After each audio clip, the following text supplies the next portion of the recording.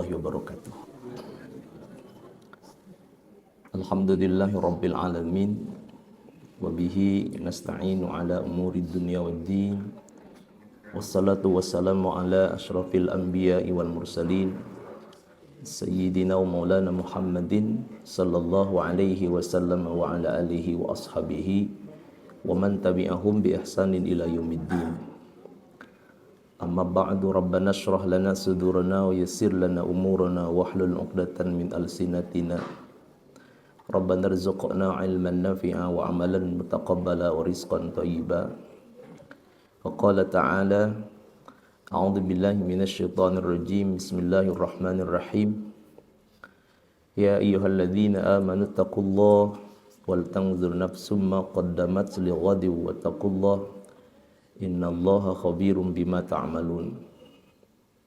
Wa qala ta'ala aidan fi ayatin ukhra yusikumullahu fi awladikum lidzakari mithlu hadzil unsayain. Shadaqallahul azim. Hadratul kiram wal muhtaram yang saya hormati, semoga Allah muliakan para asatidz wal asatidzah, para sepuh bini sepuh, bapak dan ibu ikhwata iman jamaah salat subuh Masjid Baitul Mukmin. Kita kembali bersyukur kepada Allah Subhanahu wa taala melalui ucapan lisan kita dengan mengucap alhamdulillah. Syukur kaki tangan, ai syukur bil arkan, anggota tubuh kita niatkan bahwa setiap detik menitnya adalah ibadah dan pengabdian kita kepada Allah Subhanahu wa taala. Dan syukur bil jinan, syukur hati-hati kita, di mana kita meyakini wa ma bikum min ni'matin faminallah. Tidak ada satu kenikmatan pun yang kita rasakan sekecil apapun itu kecuali semua atas karunia pemberian Allah Subhanahu wa taala. Syukur yang sempurna, lisannya bersyukur, kaki tangan anggota tubuhnya bersyukur, dan hatinya juga bersyukur. Ma yaf'alullahu bi'adzabikum in syakartum wa amantum. Maka ketika kita bersyukur dan beriman, tidak ada satupun alasan Allah menurunkan azab kepada kita dalam kehidupan kita. Insyaallah kehidupan kita akan baik-baik saja. Salawat dan salam kita mohonkan senantiasa tercurah limpahkan keharibaan baginda Nabi Muhammad sallallahu alaihi wasallam, untuk keluarganya, sahabatnya, pengikutnya yang setia, dan Allah sampaikan fadilah demi fadilah dan keberkahannya untuk kita umat-umat yang mengikuti sunnahnya dan kelak mendapatkan syafaatnya. Amin ya rabbal alamin. Bapak dan Ibu, kita awali tadarus kita dengan kalimat basmalah. Bismillahirrahmanirrahim. Insyaallah hari ini kita akan melanjutkan kembali. Waktu itu sudah disampaikan, tetapi kalau tidak salah tidak terhubung waktu menyampaikan waris, sehingga saya menyampaikan tetapi tidak lengkap semua, dan ini mungkin jadi berseri. Insyaallah nanti ada beberapa sampai materi itu tersampaikan, walaupun mungkin sekali lagi tidak semua karena keterbatasan pemahaman saya. Yang pertama, mari ulang lagi, yang disebut dengan waris itu apa? Berbagai definisi. Yang pertama saya ambil dari Kamus Al-Munjid, bahwa waris itu adalah berpindahnya harta seorang yang telah meninggal kepada orang lain. Dipastikan bahwa waris itu ketika harta ditinggalkan orang yang meninggal. Mesti ada hartanya, mesti ada orang yang meninggalnya. Yang kedua, Profesor Dr. Wahbah Al-Zuhaili mendefinisikan waris itu harta ataupun hak. Karena nanti ada hak yang kemudian disebut sebagai harta. Jadi ada harta berwujud harta, ada harta yang tidak berwujud harta, tapi dianggap harta, seperti hak. Ada hak kekayaan intelektual, itu tidak disebut sebagai harta yang berwujud, tetapi harta yang tidak berwujud, maka disebutnya hak. Dan hak-hak yang lain yang ditinggalkan oleh mayit atau muwaris yang dengan sebab kematiannya menjadi hak penerima waris. Ya, jadi ada hak atau harta yang ditinggalkan oleh seseorang yang kemudian menjadi hak penerima waris, yang siapa penerima itu telah ditetapkan oleh syariat. Bukan keinginan kita, tetapi syariat menetapkan. Sudah kita sampaikan waktu itu, total ahli waris kalau lengkap semua, laki-laki ada 15, perempuan ada 10. Jadi 25 ahli waris. Jadi tidak sekeinginan kita. Ya, kayaknya ini ahli waris nih. Saya pengen dia jadi ahli waris, atau saya hapuskan dia jadi dari ahli waris. Tidak, karena hak ini diberikan oleh Allah Subhanahu wa ta'ala dan Rasulnya dalam syariat. Kalau ilmu waris adalah kaidah, maka isinya adalah kaidah-kaidah fikih. Karena fikih maka nanti ada beberapa perbedaan pendapat dan hitungan untuk mengetahui warisan setiap penerima waris. Jadi ada kaidah-kaidah dan hitungan-hitungan tentang berapa yang diberikan dari harta peninggalan seseorang yang meninggal yang didapatkan oleh ahli waris. Atau ilmu waris adalah ilmu untuk mengetahui siapa yang berhak dan siapa yang tidak berhak, dan berapa kadar dari masing-masing yang akan mendapatkan waris. Ini disampaikan oleh Hasbi As-Siddiqi. Penyebutan waris dalam Al-Quran bisa diketemukan, dan hadis juga ditemukan beberapa.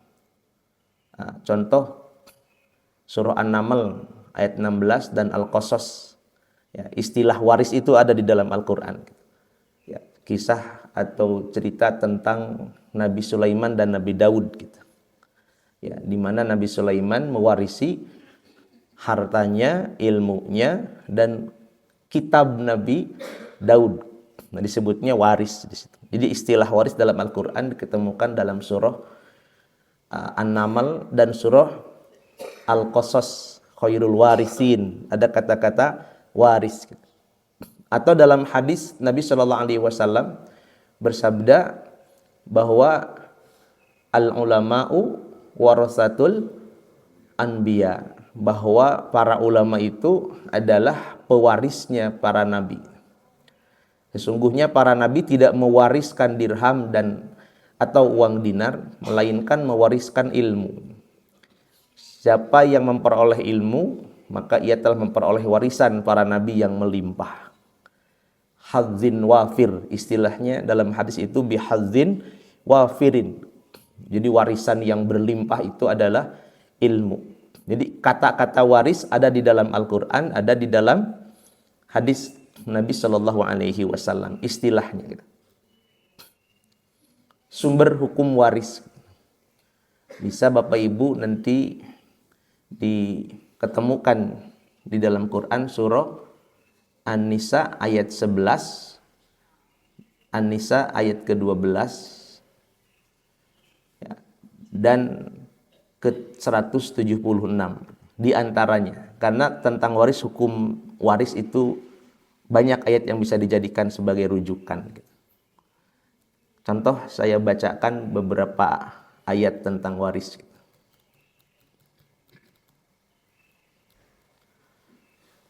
Nah, ini ayat tentang waris.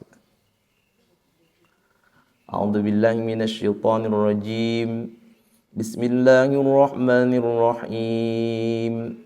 Yusikumullahu fi auladikum lidzakari mithlu hadzil unthayain. Fa in kunna nisaan fawqa ithnatayn falahunna thulutha ma tarak. وإن كانت واحدة فلها النصف ولأبويه لكل واحد منهما السدس مما ترك إن كان له ولد فإن لم يكن له ولد وورثه أبواه فلأمه الثلث فإن كان له إخوة فلأمه السدس من بعد وصية يوصي بها أو دين آباؤكم وأبناؤكم لا تدرون أيهم أقرب لكم نفعا فريضة من الله إن الله كان عليما حكيما. Ternyata pembagian waris itu jelas berapanya menurut Al-Quran, bukan menurut kehendak kita. Siapa yang mendapatkannya pun juga aturan Al-Quran. Contoh, disebutkan bahwa Allah Subhanahu wa Ta'ala mensyariatkan kepadamu tentang pembagian waris untuk anak laki-laki itu 2 bagian anak perempuan gitu. Dan ini pasti adil gitu. Jangan dikira versi kita kemudian kita ingin menggugat keadilan menurut Allah. Kita bilang yang namanya orang tua sayang kepada anak-anaknya. Anak laki-laki, anak perempuan, dua-duanya anak-anak kita, maka kita berikan hak yang sama. Padahal sama itu belum tentu adil. Adilnya versi Allah Subhanahu wa Ta'ala ada rahasia. Kenapa laki-laki 2 kali lipat perempuan? Karena ketika seorang anak laki-laki ditinggalkan ayahnya, maka dia bertanggung jawab atas siapa? Ibunya. Dia bertanggung jawab atas saudara perempuannya yang belum menikah atau tidak bersuami. Seorang anak laki-laki itu nanti dia kalau menikah harus membayar mahar. Maka beberapa hal itulah yang membuat laki-laki harus mendapatkan 2 bagian, 2 kali lipat bagian perempuan. Disebutkan di sini jika anak perempuan bapak ibu itu lebih daripada 2 orang, maka dia mendapatkan 2/3 secara bersama-sama harta warisan. Jika dia hanya 1 orang saja, maka hanya mendapatkan setengah dari harta warisan. Ibu bapak kita masing-masing 1/6. Jika yang meninggal mempunyai anak. Jika yang meninggal tidak punya anak, maka diwarisi oleh ibu bapaknya, di mana ibunya mendapatkan 1/3. Nah, tapi kalau bapak nanti plus dengan apa? Asobah. Ya, nanti pindah apa? Asobahnya kepada bapak ketika tidak punya anak. Jadi bagian-bagian ini 1/8, nanti ada 1/6, kemudian 1/4, kemudian 1/3, kemudian 1/2, kemudian 2/3. Itu ditetapkannya oleh Allah dalam syariat. Ini contoh ayat yang saya sampaikan tadi jadi dasar hukum. Nah, contoh ini ayat tentang bagian pasangan, walakum nisfu ma taraka azwajukum illam yakul lahunna walad. Bagian suami ibu mendapatkan separuh harta jika kita tidak punya anak. Jika punya anak disebut walakumur rubu'u, falakumur rubu'u dapat 1/4 mimma tarakna min ba'di wasiyah, setelah wasiat. Tetapi bagian ibu berapa kalau tidak punya anak? Walahunnar rubu'u. Ibu bagiannya 1/4 kalau tidak punya anak. Tetapi kalau punya anak falahunnas sumunu. Bagiannya adalah 1/8. Nah, ini yang saya sampaikan tadi bahwa sumber hukum waris itu adalah Al-Qur'anul Karim. Saya kembali ke slide awal. Nah, ini sumber hukum waris itu contohnya disebutkan tadi menurut Al-Quran surah An-Nisa ayat 11, 12, An-Nisa 176 dan beberapa ayat yang lain. Yang kedua, sumbernya hadis Nabi Sallallahu Alaihi Wasallam di mana Nabi bersabda, berikanlah harta warisan kepada orang yang berhak. Sesudah itu sisanya untuk orang laki-laki yang lebih utama. Ini adalah tentang asobah. Jadi kalau sudah dibagi-bagikan kepada bagian-bagiannya, nah, maka sisanya kepada laki-laki. Apakah nanti jadinya kepada anak laki-laki, atau kepada ayah, atau kepada saudara laki-laki. Itu nanti ada bab khusus tentang asobah atau sisa. Kedua, contoh dasar hukum hadis, Nabi menyatakan orang muslim tidak mewarisi, orang muslim tidak mewarisi yang non muslim, orang yang non muslim tidak mewarisi orang yang muslim. Ini orang muslim tidak mewarisi orang yang bukan muslim, mohon maaf. Jadi la yarisul muslim kafir, orang yang muslim tidak mewarisi orang kafir dan sebaliknya. Walaupun ada beberapa pendapat ulama bahwa jika muslim dengan kafir saudaraan, ada kakak sama adik, ada di antara pendapat ulama yang masih memberikan ruang untuk saling mewarisi, ya, ketika itu muslimnya, mohon maaf, kafirnya kafir zimmi, gitu, bukan kafir yang memusuhi. Ada ulama masih memperbolehkan dibagikannya waris dari orang yang non muslimnya kepada yang muslim, kalau yang non muslimnya disebut kafir zimmi. Kafir zimmi itu kafir yang baik, gitu. Kafir non muslim tetapi tidak bermusuhan, malah saudaraan. Ada yang masih memberikan ruang untuk mewariskan hartanya. Tapi kalau dari muslim kepada kafir tidak. Kemudian ijma sahabat dan tabi'in. Nah, ini Bapak yang keempat. Contohnya banyak contohnya. Contoh status cucu yang ayahnya lebih dahulu meninggal daripada kakeknya. Ada cucu, dia kan nanti jadi ahli waris kakek kalau ayahnya tidak ada. Nah, sebetulnya cucu ini Bapak Ibu sekalian, menurut hukumnya tidak boleh dapat warisan kalau ada pamannya, gitu. Ya kan Pak Bu? Jadi ibu punya anak tiga-tiganya laki-laki misalnya. Laki-laki yang pertama, anak ibu atau anak bapak itu meninggal, tapi dia punya anak, berarti cucu. Si cucu ini ahli waris bukan Pak?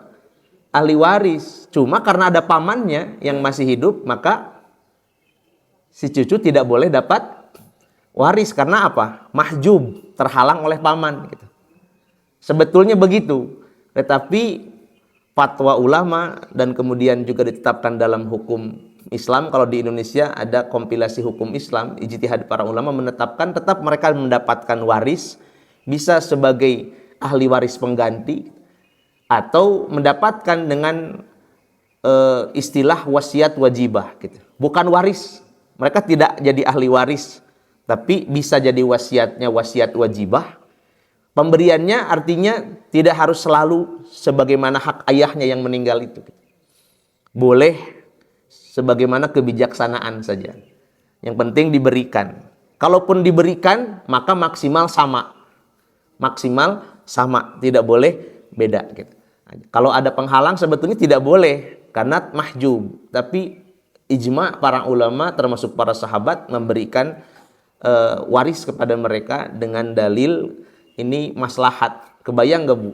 Bapaknya meninggal, cucunya nggak dapat tuh.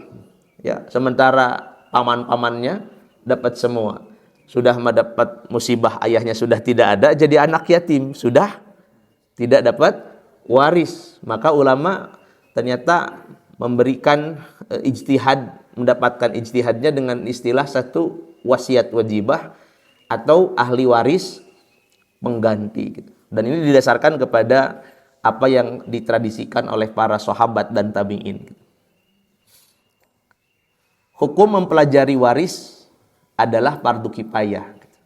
Sehingga kalau satu kampung ada satu orang yang mempelajarinya, yang lain tidak ikut berdosa. Tapi kalau satu kampung tidak ada satupun yang belajar ilmu waris, maka satu kampung dosa semua, gitu. Jadi yang paham cukup beberapa orang, kalau tidak semua. Syukur kalau semua memahaminya. Dasarnya Nabi menyatakan begini, pelajarilah dan ajarkanlah Al-Quran. Jadi ada pelajaran paling utama yang kita harus sama-sama ilmui, yaitu mempelajari Al-Quran. Ya. Yang kedua, setelah belajar dan mengajarkan Al-Quran, kata Nabi, pelajarilah ilmu faraid. Juga ajarkanlah kepada manusia. Jadi kewajiban baca Quran, mempelajari ilmu Al-Quran, itu sama dengan wajibnya mempelajari ilmu faraid. Jadi kalau kita mempelajari tahsin, mempelajari tajwid gitu, atau ulumul Quran yang lain, maka juga harus dipelajari ilmu yang satu ini karena sama-sama wajib mempelajarinya, yaitu ilmu faraid. Karena saya adalah orang yang bakal direnggut atau mati, kata Nabi, sedang ilmu itu bakal diangkat. Ilmu apa yang paling pertama kali diangkat dari muka bumi? Ilmu waris. Sehingga kalau Quran, makin hari makin banyak, Pak, yang mempelajari Al-Quran, yang menghafalkan Al-Quran. Di masa saya kecil dulu, jarang sekali yang hafal Quran. Saya tidak diajarkan menghafalkan Quran, Ustadz. Ya, hanya hafalnya juz amma saja. Itu pun sudah alhamdulillah gitu. Jarang menemukan orang yang hafal Quran. Di zaman Bapak gimana dulu? Iya, Pak ya. Mana ada Pak yang hafalin Quran? Enggak ada trennya, Pak ya. Kesini Masya Allah. Ya, dan ini berarti Quran tetap dijaga. Inna nahnu nazzalna dzikra wa inna lahu lahafizun. Kami yang turunkan Quran, kata Allah, dan kami yang menjaganya. Dengan cara apa dijaganya Quran? Dengan banyaknya orang yang mempelajari dan menghafalkan Al-Quran. Tapi untuk yang satu ini, ilmu faraid, tidak dijamin oleh Allah tetap terjaga. Bahkan justru yang paling cepat hilang. Yang paling cepat diangkat ilmunya adalah ilmu faraid. Apa kata Nabi? Hampir-hampir saja nanti ada dua orang bertengkar tentang pembagian warisan, dan mereka tidak menemukan seorang pun yang memfatwakannya kepada mereka. Ya, berdebat tentang siapa yang dapat berapa bagian siapa gitu. Tetapi tidak ada satupun yang memastikan. Bertanya kepada siapa, tidak ada yang bisa menjawab. Ini akan terjadi pada hari-hari nanti, dan mungkin saat ini, beberapa saat ini banyak yang akhirnya apa, Bu? Bisa nanya kepada yang tidak mengerti, sehingga dolun mudilun, sudah yang ditanya nggak paham dan dia berani berfatwa, sehingga sesat menyesatkan. Atau nggak ada yang ditanya, akhirnya ya dia bagikan suka-suka. Ya suka-suka saja di rumah kita bagikan, pukul rata sajalah biar adil gitu. Ya, bagi-bagi. Ada bahkan yang harusnya mendapatkan waris malah tidak. Ada yang harusnya mendapatkan waris malah tidak. Contoh kasus ada di Antapani, Pak. Yang curhat adalah adiknya ke saya, Ustadz, kakak saya itu mohon maaf tidak punya anak. Dia angkat anak. Jadi anak angkat dari bayi merah, Pak. Dari bayi merah. Dari kecil gitu dibawa ke sini, kemudian dirawat dan akhirnya sudah dewasa, bahkan ditikahkan. Tapi untuk ditikahkan alhamdulillah berkenan untuk ditikahkannya oleh ayah kandungnya masih ada gitu. Nah, tetapi curhat dari adiknya apa? Bahwa kakak saya itu tidak punya anak, yang ada di rumah itu yang kemarin ditikahkan itu adalah anak angkatnya, tapi seluruh hartanya, rumahnya, kendaraannya, tanah dan lain-lainnya semua sudah diatasnamakan anak angkatnya. Padahal anak angkat bukan ahli waris, sementara adik-adiknya itu yang ahli warisnya, Pak. Kalau anak angkat nanti mau dikasih, karena sudah sangat dekat berpuluh tahun, misalnya sudah dewasa sekarang, sudah menikah, kalau mau dikasih apa? Apa, Bu?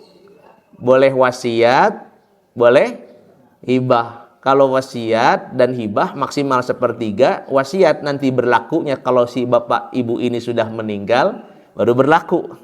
Kalau hibah, sejak sekarang sudah boleh, tapi maksimal sepertiga dari harta warisan. Jadi mereka membagikan kepada bukan ahlinya. Ini kan zalim.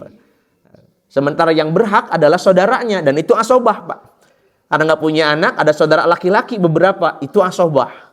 Sisa, kalaupun nggak dikasih kepada anak angkat, semuanya kepada siapa? Kepada saudaranya. Ya, saudara laki-lakinya mendapatkan warisan, tapi ini enggak. Dan ini yang dikhawatirkan Nabi sudah kelihatan di depan mata. Keistimewaan ilmu waris. Diperbolehkan memberikan wasiat, tapi maksimal sepertiga dari peninggalan pewaris kepada orang yang dikehendakinya. Siapa saja boleh dikasih. Dan itu namanya wasiat, maksimal sepertiga, berlakunya nanti kalau sudah tidak ada. Kecuali kepada ahli waris. Kan banyak yang wasiat Bapak kepada siapa?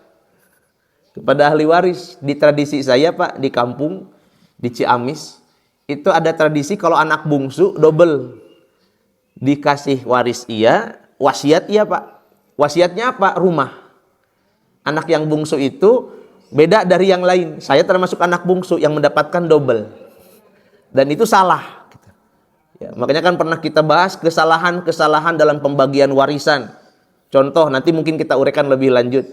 Kesalahan dalam pembagian warisan adalah memberikan wasiat kepada ahli waris. Kata Nabi, la wasiyata li warisin. Tidak boleh memberi wasiat kepada ahli waris. Karena nanti jadi apa? Jadi double dapatnya Pak. Waris iya, wasiat iya. Nah, makanya wasiat dalam Islam boleh. Tetapi tidak boleh melebihi sepertiga. Dan kedua, tidak boleh diberikan kepada ahli waris. Ahli waris tidak hanya anak laki-laki tapi juga anak perempuan. Dulu tidak. Sebelum Islam hukum waris ini tiba atau datang di bawah Nabi Sallallahu Alaihi Wasallam, dulu anak perempuan tidak dapat waris. Bahkan yang lebih menyeramkan apa Bu? Ibunya diwariskan. Jadi suami istri punya anak laki-laki beberapa misalnya, maka suaminya meninggal. Si ibu ini nanti jadi warisan untuk anak laki-laki yang paling tua. Kan jahiliyah. Ya, menyeramkan menurut saya itu. Ya, jadi seram. Tapi ketika Islam datang, anak laki-laki, anak perempuan sama-sama mendapatkan warisan. Tadi bagiannya 2 kali lipat ya, anak laki-laki itu daripada anak perempuan. Ahli waris tidak disyariatkan orang dewasa memiliki kekuatan fisik, bahkan mohon maaf yang difabel saja ya, itu tetap mendapatkan waris haknya. Yang ngurus walinya. Atau nanti ada masalah khusus Pak, ada masalah-masalah dalam waris, ada masalah umum, ada masalah khusus gitu. Masalah umum contohnya bagaimana waris seorang anak yang masih dalam kandungan. Dapat waris gak Pak? Gitu ya. Suami istri menikah, kemudian baru menikah 5-6 bulan hamil tuh Pak. Anaknya sudah 6 bulan hamil misalnya gitu. Anaknya di dalam kandungan sudah dikategorikan janin dan hidup. Bapaknya meninggal. Waris dapat? Ya, dapat gitu. Itu dalam Islam sampai seperti itu. Menjamin hak seseorang. Tidak dibenarkan anak angkat, yang saya bilang tadi, dan orang yang mengadakan janji setia untuk mewarisi harta peninggalan si mayit, karena tidak ada hubungan darah dengan si mati atau si mayit. Dulu yang namanya anak angkat tradisinya memang begitu Pak. Jadi kalau sekarang ada yang masih memberikan waris kepada anak angkat, itu tradisi apa? Jahiliyah. Ya. Tradisi jahiliyah diantaranya memberikan waris kepada anak angkat. Kalau janji setia, ya sekarang mungkin sudah tidak ada. Ya. Kecuali mungkin janji setia kepada presiden misalnya. Ya, kepada presiden terdahulu atau presiden yang sekarang. Gitu. Sejarah, ini sejarah perkembangan waris. Kita baru masuk ke fikih gitu. Nanti sebentar lagi masuk ke fikih warisnya. Sejarah perkembangan waris, nasab dan korobah. Masa jahiliyah hanya anak laki-laki yang sudah dapat memanggul senjata untuk membela kehormatan keluarga dan mendapatkan harta warisan, mendapatkan harta rampasan perang yang boleh dapat waris sebagai ahli waris. Sementara anak perempuan justru jadi objek waris, gitu. Diwariskan. Gitu. Yang kedua, tentang sumpah setia. Orang yang bersumpah setia mendapatkan waris 1/6. Surah An-Nisa 33. Tetapi Bapak Ibu sekalian, itu dinasakh dengan turunnya An-Nisa ayat 11 dan Al-Anfal 75. Jadi Quran itu ada yang namanya nasikh mansuh. Mohon maaf kalau ini bisa berbeda, karena tentang jumlah ayat Quran itu ada 7 madhab ya, 7 pendapat ulama. Jumlah ayatnya berapa? Saya ambil salah satunya dari Ibnu Abbas. Imam Nawawi menguraikan ayat Quran itu 6.666. Ada 7 pendapat tentang berapa jumlah ayat Quran. Ada 6, 2, 3, 6. Ya, ini ada yang 6.666. Kenapa bisa berbeda? Karena contoh menetapkan wakaf di ayat ini jadi ayat atau hanya wakaf dan dilanjutkan gitu. Atau tentang bismillah. Bismillahirrahmanirrahim itu pendapatnya ada 4 gitu. Ada yang menganggap itu bagian Al-Fatihah saja. Ada yang menganggap bukan Al-Fatihah. Ada yang menganggap itu awal semua surat. Semua surat ayat pertamanya Bismillahirrahmanirrahim. Semua surat, Pak. Kenapa bisa begitu? Karena ada dalil tentang turunnya asbabun nuzulnya surah Inna A'tainakal Kautsar. Ketika turun Inna A'tainakal Kautsar, Nabi menguraikan dengan menyatakan Bismillahirrahmanirrahim Inna A'tainakal Kautsar. Maka bismillah dianggap ayat pertama setiap surat. Jadi ada 4 pendapat. Empat pendapat itu, keempatnya adalah bahwa Bismillahirrahmanirrahim bukan ayat dari Al-Quran, kecuali yang dalam surat apa Ustaz? Innahu Bismillahirrahmanirrahim innahu min Sulaiman wa innahu Bismillahirrahmanirrahim. An-Naml atau apa? An-Naml. Kecuali itu, sisanya nggak ada Bismillahirrahmanirrahim dalam Quran. Itu hanya jeda atau pemisah dari surah ke surah. Jadi 4 pendapat tentang Bismillahirrahmanirrahim. Maka dengan itu juga berbeda jumlah ayat. Saya contohkan gini Pak Bu. Ini mungkin di luar bab ini, tapi nanti nyambung ke nasikh mansuh itu. Kata Imam Nawawi, jumlah ayat Quran 6.666. Dari Quran yang 114 surat, 30 juz, 1.027.000 huruf, kata Imam Syafi'i. Imam Nawawi mengatakan dibagi menjadi 9. 1.000 ayat tentang apa? Amar, perintah. 1.000 ayat tentang nahi, larangan. 1.000 ayat tentang wa'ad, janji Allah. 1.000 ayat tentang wa'id, ancaman Allah. 1.000 ayat tentang kisah. 1.000 ayat tentang misal, permisalan. Kemudian 500 ayat tentang halal dan haram. 100 ayat tentang nasikh mansuh. Dan 66 ayat tentang zikir, istighfar, dan doa. Itu pembagian Quran menjadi 9, salah satunya adalah nasikh mansuh. Contoh nasikh mansuh apa ini, Pak? Contoh nasikh mansuh adalah di mana dulu ayatnya jelas mengatakan orang yang bersumpah setia mendapatkan waris berapa? 1/6. Tapi dihapus, dinasakh oleh surah An-Nisa ayat ke-11. Ayatnya masih ada, tapi hukumnya sudah tidak ada. Nah, ini contoh nasikh mansuh itu tentang hak waris bagi orang yang hilf, bersumpah setia. Kemudian tabani atau adopsi. Zaman jahiliyah dulu terbiasa orang tua mengangkat anak, dan kemudian kalau orang tuanya meninggal, anaknya mendapatkan waris. Tetapi kemudian sudah tidak lagi berlaku kebiasaan jahiliyah itu ketika turun Quran surah Al-Ahzab 33 turun, ya.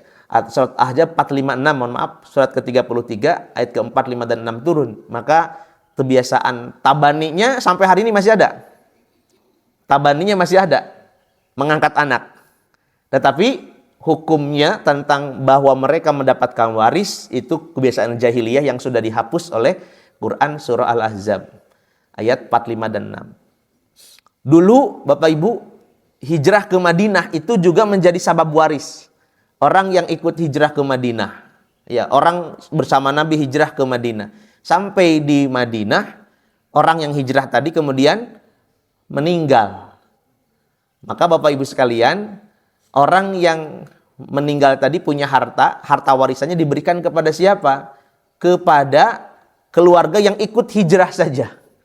Sementara yang tidak ikut hijrah ke Madinah, yang tinggal di Mekah, tidak dapat waris. Dulu begitu. Kemudian juga Muhajirin dan Ansor. Nabi mempersaudarakan Muhajirin dan Ansor. Sehingga bukan hanya saling menguatkan, saling mendoakan, saling menolong, tetapi juga saling mewarisi.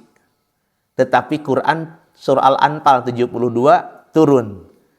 Dan mengatakan bahwa mereka saling menguatkan, saling menolong. Tetapi tidak saling mewarisi. Gitu. Jadi hukum warisnya tidak berlaku karena bukan kerabat. Ya. Sekarang kita masuk ke fikihnya.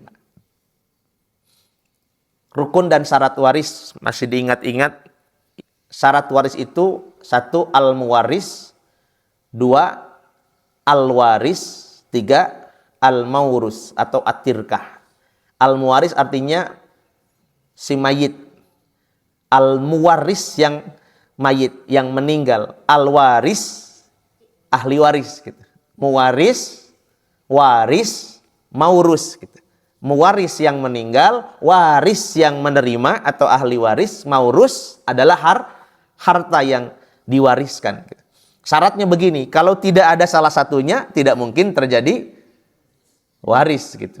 Ya, tetangga meninggal gitu. Ada yang meninggal tetangga. Ada waris nggak, Bu? Ya ada. Buat siapa? Ya buat ahli warisnya gitu.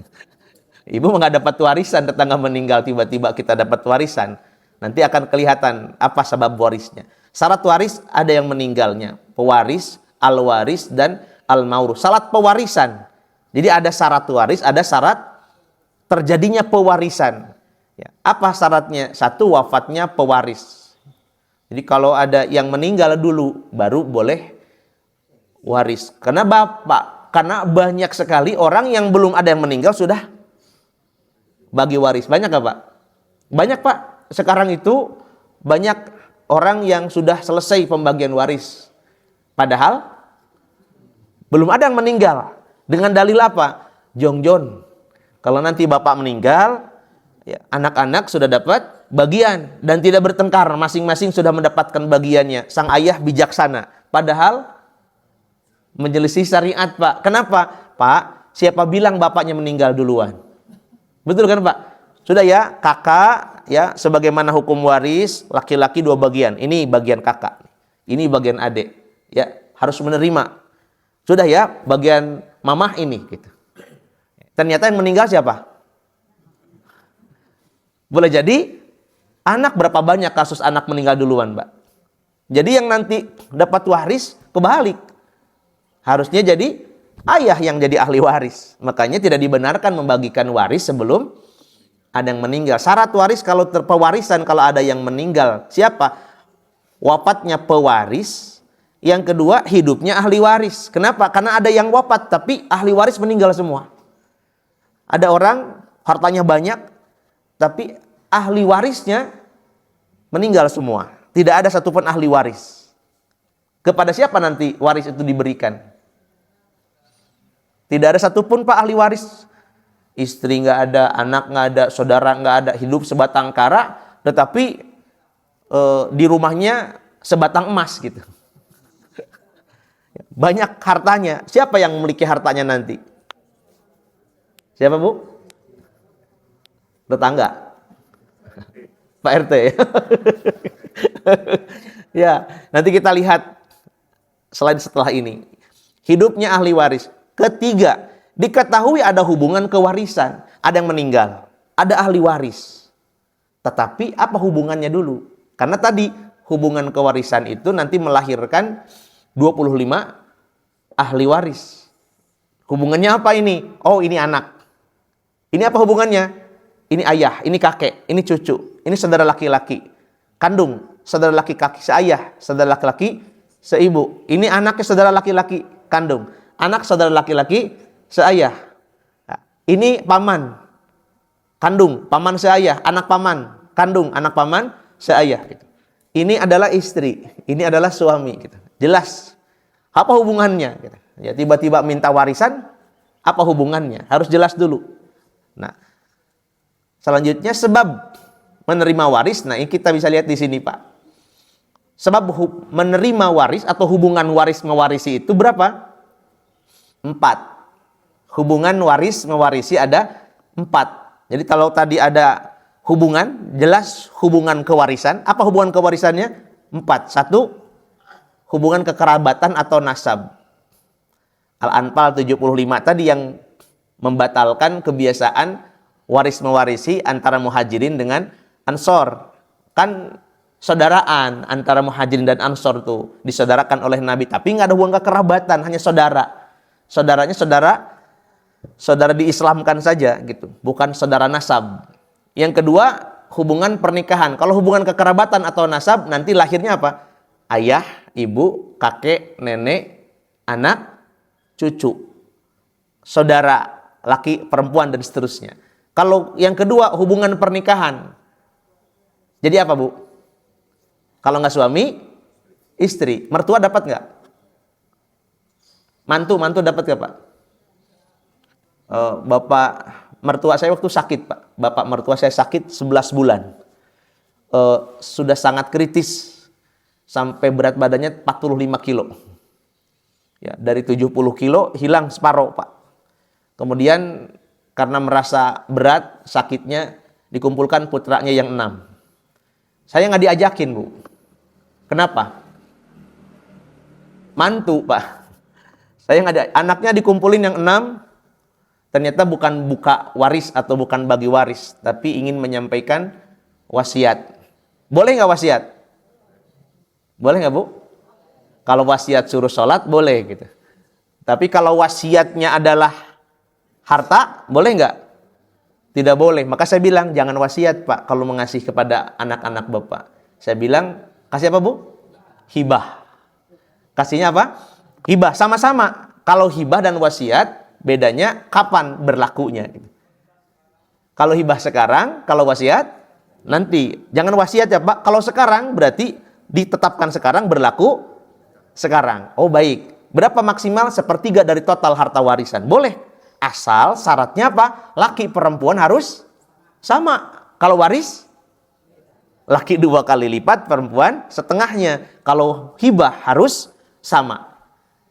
Pak, Bu, akhirnya kumpul dibagikanlah hibah untuk teteh sama AA. Anak laki-laki, anak perempuan itu. Saya mah nggak ikut-ikutan. Karena siapa? Suganti kebagian cek abdi teh. Saya mantu nggak boleh, Pak. Hanya menyampaikan pakem-pakemnya begini gitu. Singkatnya sudah terjadilah hibah. Berlaku saat itu juga. Alhamdulillah biiznillah, ternyata pindahlah ke rumah saya. Tinggal di rumah saya 6 bulan. Sembuh, Pak. Biiznillah, yang tadinya sudah kritis di Jalan Kuningan waktu itu, pindah ke rumah saya, tinggal 6 bulan, enak makan, enak tidur, sembuh. Sekarang sudah sehat, jag-jag belejag, Pak. Terus hibahnya gimana? Kata bapak saya, hibahnya nggak jadi. Boleh nggak, Pak? Boleh. Jadi ngasih yang tidak boleh itu kalau ngasih kepada orang lain, di Quran disebutkan, di hadis disebutkan seperti apa? Seperti anjing yang muntah kemudian menjilat, memakan lagi. Itu haram hukumnya. Memberikan sesuatu kita ambil kembali. Pak RW, saya kasih ya laptop saya. Sudah ya dihibahkan. Habis itu nggak jadi. Besok datang lagi, Pak nggak jadi ya, boleh nggak? Nggak boleh, haram hukumnya. Tapi kalau ayah kepada orang tua kepada anak, nggak berlaku, Pak. Kenapa? Nah, gitu. Karena harta anak, harta orang tua. Kalau harta orang tua, jangan dikira harta orang tua, harta anak tuh, Pak. Kalau harta anak, harta orang tua. Tapi kalau harta orang tua, jadi kalau ngasih kayak tadi, hibah kepada anak, kenapa saya bilang boleh, Pak? Ada dasar hukumnya. Ada. Nabi satu saat didatangi sahabat. Kata sahabat ini, saya punya anak, ya Rasulullah. Saya sudah kasih anak yang satu ini pemberian saya atau hibah atau hadiah saya. Begini. Nabi tanya, yang anak satu lagi dikasih enggak? Kata sahabat ini, enggak ya Rasulullah. Ambil lagi, batalkan. Kenapa? Harus sama-sama dikasih, nggak boleh ada pilih kasih. Anak laki, anak perempuan harus dikasih sama dan semua dikasih. Kalau enggak, ambil lagi. Berarti boleh dibatalkan. Itu dasarnya kenapa boleh dibatalkan, karena Nabi bilang ambil lagi. Berarti batal hibah kepada anak tidak masalah. Atau dikasih tapi oleh anak digunakan untuk ya maksiat ya Bu, dikasih tapi oleh anak tidak amanah. Maka seorang ayah atau ibu melihat anaknya memanfaatkan hibahnya itu apa? Dimanfaatkan untuk hal yang tidak dibenarkan, diambil lagi. Kalau waris? Nah, kalau waris tidak. Gitu. Ini kan hibah. Gitu. Baik, jadi hubungan pernikahan itu jadi asbab. Suami istri itu jadi asbab saling mewarisi. Cuma tidak antas mantan istri, boleh nggak? Ibu suami, mantan suami, ada mantan suami meninggal, mantan suami, senang nggak? Jangan. Senangnya dapat warisan nggak? Tidak dapat waris, Pak. Kalau hubungan pernikahan sudah selesai, tidak dapat hubungan waris. Lihat yang warna merah ini, Pak. Tetapi lihat Bapak Ibu sekalian, di sini ada. Tetapi ulama sepakat, istri yang ditalak atau dicerai oleh suami, tapi dalam masa iddah roj'iyah. Iddah roj'iyah itu talak 1 dan 2. Gitu. Ya, kalau talak roj'i itu talak yang boleh kembali rujuk. Ya, berapa masa iddah itu? 3 bulan saja. Atau salah sata kuru. 3 bulan. Salah sata kuru. Ya. Wallahi ya isna minal mahidi. Ustaz? Wallahi ya isna minal mahidi. Fa'iddatuhunna. Nah, salah satu ashur. Kalau 3 bulan di masa iddah itu, Bapak Ibu sekalian, itu masih apa namanya? Roj'iyah. Boleh nggak suami minta balik lagi, Bu? Dalam masa iddah ya, Pak? Boleh. Udah kemarin marah-marah, ternyata musim dingin. Akhirnya suami, bu, gitu. Ya, bu, gitu. Nah, karena suami nggak kunjung. Kan ada yang bagus nih Pak, ini candaan saja Pak. Jadi ada suami bertengkar, marah-marah sama istrinya. Pulang kerja suaminya minta kopi. Dikasih apa? Dikasih kopi sama istrinya. Nih Pak, Bu kopi. Padahal kemarin marah-marah, dimencak-mencak marahin istrinya. Pas pulang kerja dia lupa kemarin marah-marah, sekarang butuh sama istrinya. Belum cerai belum Pak, nggak minta cerai atau nggak diceraikan. Minta kopi. Istri sakit hati sebetulnya, dikasihlah kopi. Pas lagi mau minum kopi, Bu maafin ya. Kemarin Bapak hilap, Bapak marah-marah. Kata suami kepada istrinya, maaf ya Bu ya, insya Allah tidak terulang lagi. Bapak hilap. Pas mau diminum kopi diambil sama si ibu. Kenapa diambil? Ada racunnya. Kalau nggak minta maaf mati si Bapak itu. Itu bisa mati itu Pak. Ada racunnya, diganti kopi yang baru. Kalau nggak minta maaf itu sudah kayak kopi apa? Mirna, kopi Mirna gitu. Bisa mati itu Pak gitu. Untung minta maaf. Nah ini enggak Pak. Lihat Pak yang merah ini. Ulama sepakat istri yang ditalak oleh suami tetapi masih dalam masa roj'i. Tolaknya iddahnya iddah roj'iyah. 3 bulan. Dalam waktu 3 bulan kan masih iddah roj'iyah gitu, masih boleh. Kemudian suaminya meninggal. Mentalak 1 bulan kemudian suaminya meninggal dan talaknya talak 1 nih Bu. Maka si istri dapat waris. Meskipun sudah ditalak tetap waris. Tetapi jika tolaknya bain, abain sugro, abain kubro. Tolaknya bain dalam kondisi sehat. Meskipun masih iddah, maka tidak dapat waris. Ya, bain itu gimana contohnya, Bu? Tolak bain itu contoh suami bilang, karena ada ulama memperbolehkan atau mengatakan sah tolak berapa? Ada yang mengatakan sah jatuh sekaligus talak tilu sekalian gitu. Talak tilu sekalian mengatakan boleh ada, tapi saya lebih memilih pendapat ulama yang mengatakan kalau suami, saya talak kamu 3-3-nya jatuh hari ini, saya ikut pendapat yang mengatakan tidak jatuh talak 3, cukup talak. Ini sudah 3 kali talak. Itu namanya apa? Bain. Apalagi kalau talaknya begini. Talaknya gara-gara suami menuduh istrinya berbuat zina. Suami bilang, ke istrinya pas hamil, kamu kok hamil? Anak siapa ini? Ada nggak suami bilang gitu? Suami bilang ke istrinya, kamu kok hamil? Saya nggak pernah nyentuh kamu, tapi kamu hamil. Padahal suaminya lupa. Gitu. Gitu. Bapak lupa waktu itu. Suaminya nuduh zina. Maka ketika itu harus diminta untuk dibuktikan, maka ketika suami menuduh zina, apa namanya itu Pak? Li'an. Iya, suami ada nanti qadzab, ada li'an, ada zihar itu dalam munakahat. Suami menuduh zina istrinya, maka itu talaknya talak bain, Pak. Talak bain itu, Pak. Nah, maka ketika terjadi talak, meskipun di masa iddah 3 bulan tadi, maka apa? Tidak bisa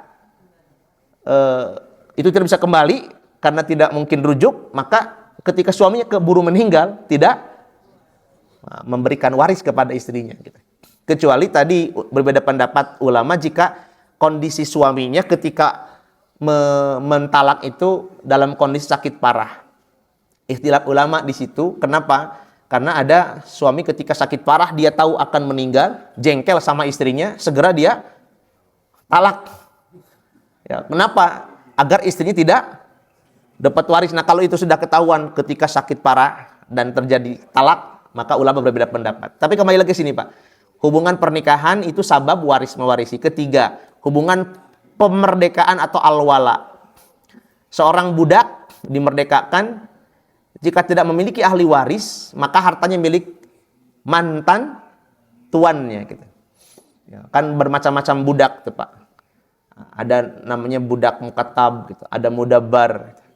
Satu lagi saya lupa tuh istilahnya, ada 3 macam budak. Nah, itu budak-budak yang demikian kalau dimerdekakan, dia bisa mewarisi harta majikannya atau majikannya mewarisi mantan ya Pak, bukan majikan lagi karena sudah dimerdekakan. Bisa mewarisi harta budaknya kalau tidak punya ahli waris gitu.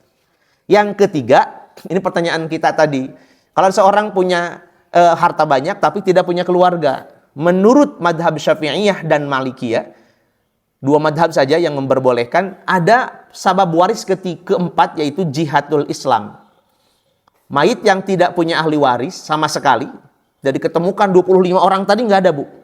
Dawil arham pun tidak ada. Siapa contoh dawil arham itu? Contoh dawil arham adalah bibi. Bibi bukan ahli waris belum, Bu? Kalau paman, ahli waris. Kalau bibi, nggak ada ahli waris bibi. Cucu perempuan maupun laki-laki dari anak perempuan, ahli waris bukan?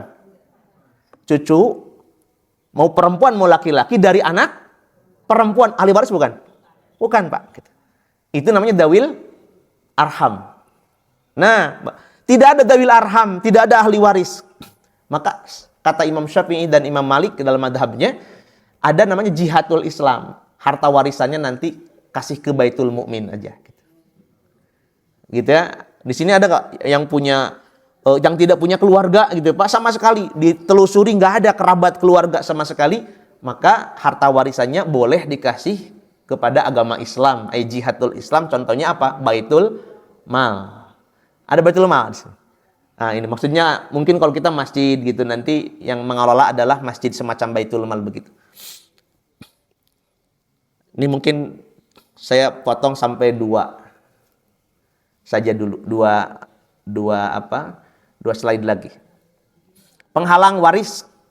1, hamba sahaya. 2, pembunuhan. 3, perbedaan agama. Ada kasus dulu kalau tidak salah di Dago atau Sukajadi kasusnya, tapi sampai viral dan dibawa ke pengadilan, ayah yang marah kepada anaknya gitu. Sehingga sang ayah meminta kepada notaris membuatkan semacam akta otentik dan isinya adalah mencoret ahli waris yang dimaksudkan. Boleh nggak, Pak? Ayah ini marah sekali kepada anak bedegong berbudak Pak gitu. Nah, si anak bedegong ini ayahnya jengkel, marah, kemudian ayah ancam kalau kamu tetap begitu, ayah putus kamu dari keluarga. Gitu kan ada ya, Pak? Hak warisnya dicoret. Bawalah itu ke pengadilan kasusnya, Pak. Dalam Islam boleh? Tidak, Pak. Kalau namanya hak waris itu bukan dari manusia. Itu dari Meskipun dia jahat, meskipun zolim kepada orang tuanya, kalau tidak membunuh atau percobaan pembunuhan tidak terbukti, maka tetap diberikan waris. Perkara nanti berkah atau tidak, membawanya, ya urusan dia. Gitu. Anaknya durhaka, dapat warisnya banyak. Berkah enggak? Ya, belum tentu berkah. Ya, mungkin itu jadi petaka. Ya biarkan saja. Tapi yang jelas tidak boleh kita memutus seseorang dari hak waris kecuali ini. Yang menghalangi pewarisan itu adalah satu, hamba sahaya. Tadi, kalau statusnya hamba sahaya tidak mungkin karena dia objek waris. Kecuali dimerdekakan. Dulu di zaman Nabi, kalau dimerdekakan dia boleh saling mewarisi dengan tuannya kalau tidak punya ahli waris. Dua, terjadi pembunuhan atau percobaan pembunuhan. Yang ketiga, perbedaan agama. Walaupun tadi ada pengecualian menurut beberapa ulama. Tapi jumhur ulama mengatakan beda akidah, tidak saling mewarisi. Mungkin sampai sini baru slide ke-10. Ada 43 slide. Yang nanti kita bisa bagi menjadi beberapa. Ya, insya Allah Bapak sekalian ini kita lanjutkan di pertemuan berikutnya. Semoga ada usia, ada sehat, ada afiat. Ini ikhtiar kita untuk menunaikan fardu kifayah yang Nabi katakan tadi dalam hadisnya, pelajarilah Al-Quran dan ajarkanlah, pelajarilah ilmu waris, ilmu faraid dan ajarkanlah. Ini kewajiban bagi kita semua. Demikian Bapak Ibu sekalian, mungkin ada yang bertanya. Silakan Ibu.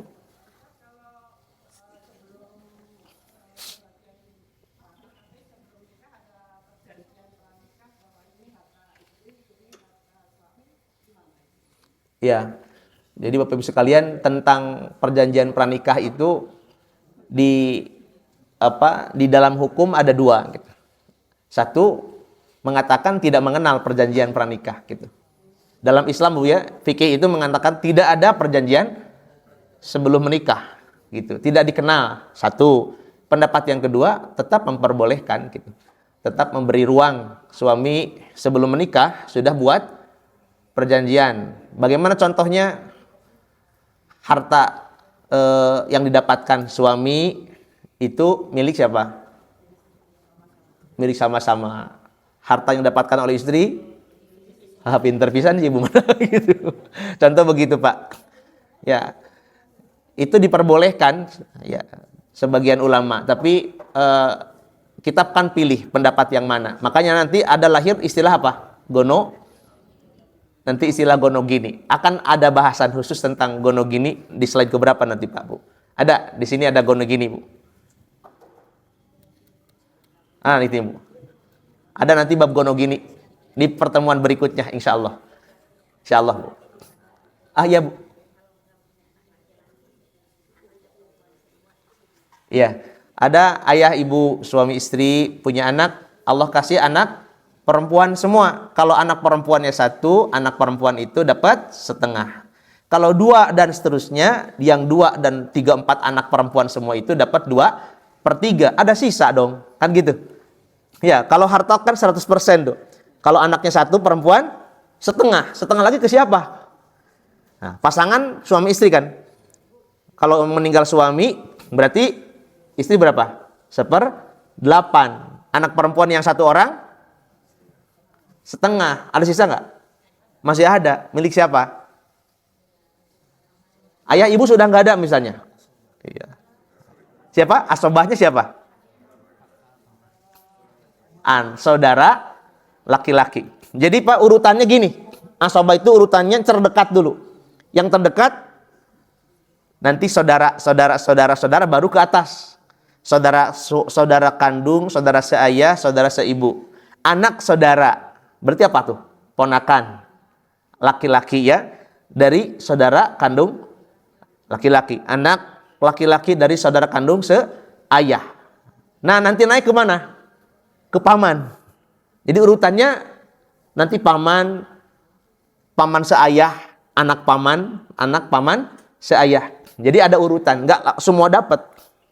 Terdekat, tercepat gitu. Nah jadi kalau anak perempuan semua, suami atau istri dapat pasti. Yang kedua, anak perempuan kalau sendirian setengah, kalau bareng-bareng 2/3. Sisa kan ada. Sisanya berapa? Sisanya ke siapa? Sisanya ke saudara dulu. Saudara, sudah nggak ada saudara-saudara, ke siapa? Ke paman baru gitu. Jadi itu akan keluar dari jalur utama. Kenapa? Ini Bu? Adik. Oh iya, saudara itu kalau jalur perempuan ada berapa? Jalur perempuan ada 10. Jalur perempuan sama nih Bu. 1 istri, 2 anak perempuan, 3 cucu perempuan dari anak laki-laki, 4 ibu. Ya, kelima nenek. Keenam saudara perempuan. Saudara perempuan kandung, saudara perempuan seayah. Saudara mah dapat Bu, saudara perempuan, saudara laki-laki dapat. Berarti kalau ibu punyanya saudara perempuan gitu. Nanti cek, pasti ada sisa. Ke laki-laki siapa gitu. Nanti akan bersama-sama. Makanya ada istilah asobah itu binafsi, afsodah bil ghair, ada asobah ma'al ghair gitu. Tapi yang jelas harta itu tidak mungkin hanya di jalur utama. Siapa jalur utama itu? Ayah, ibu, anak laki-laki, anak perempuan, dan pasangan. Suami atau, ini jalur utama yang 5. Kalau tidak ada ayah, tidak ada anak laki-laki, mesti harta akan ke samping, jalur berikutnya. Bisa apa? Saudara laki-laki maupun perempuan. Nanti saudara laki-laki sama perempuan bisa berkolaborasi, gitu. Asobah, ya bersama-sama, gitu Ibu ya. Mangga. Kalau suami istri, anaknya cuma 1 perempuan, berarti anaknya itu dapat setengah ya? Iya. Nah, istrinya dapat 8. Sisanya itu jatuhnya kemana? Saudara Saudara. almarhum. Berarti kan yang meninggal suaminya. Iya. Berarti saudaranya almarhum ini gitu. Oh, jadi ke pamannya sama ke Pamannya anak kita ya. ya. Bukan paman almarhum. Iya, ya. Jadi kalau dari almarhum jatuhnya namanya saudara gitu. Ya kan statusnya kan almarhum nih Pak. Ya, ke pinggir itu saudara. Kalau paman tuh ke atas gitu. Ya. Jadi si anak yang satu itu punya paman dan punya bibi dari papahnya aja ya. Ya, Jadi dari sisi ibunya enggak. kan yang meninggal adalah ayahnya. Nah, nanti kalau meninggal ibunya, saudara dari ibunya dapat. Jalurnya kan masing-masing. Jadi saudara siapa? Saudara almarhum. Satu saat kan ibunya meninggal juga, gitu ya. Nah, ibunya meninggal, anaknya tetap dapat setengah dari harta ibunya. Nah, si ibu punya saudara kan. Nah, saudara laki-laki perempuan dari ibunya dapat. Jadi urutan berarti. Siapa yang meninggal duluan? Suami, berarti yang dapat saudara dari si ayah atau suami tadi. Nanti ya, berikutnya meninggal yang saudara perempuan yang si ibunya, berarti jalur dari almarhum. Termasuk yang ini Pak Bu, tiri gitu. Ada kan anak yang suami istri menikah setelah masing-masing punya anak gitu. Nah, itu nanti kalau bapak tiri mewarisi nggak Pak? Tidak. Nah, nanti si anak dapat warisan dari siapa? Ibu kandung dan bapak kandungnya gitu. Walaupun sudah pisah gitu jalurnya. Waktu pembagiannya, misalnya suaminya meninggal, waktu pembagiannya itu sesaat setelah meninggal atau setelah meninggal lagi istrinya? Ya, Pembagiannya. pembagian yang benar adalah secepatnya setelah meninggal suami itu. Jangan nunggu istrinya meninggal gitu. Itu yang salah satu kesalahan pembagian waris itu, menunggu dua-duanya meninggal gitu. Salah satu kesalahan dalam warisan itu pembagian yang ditunda demi agar dua-duanya meninggal gitu. Mungkin demikian Bapak Ibu sekalian. Sementara insya Allah kita lanjutkan di lain kesempatan. Ini mengulang yang sudah kita uraikan waktu itu tapi belum lengkap. Nanti lanjutannya masih banyak insya Allah. Hukum-hukum waris yang kita pelajari sama-sama. Semoga berkah, bermanfaat. Hadanallahu yakum majma'in. Subhanakallah bihamdik, syahadu an la ilaha illa anta astaghfiruka wa atubu ilaik. Assalamualaikum warahmatullahi wabarakatuh.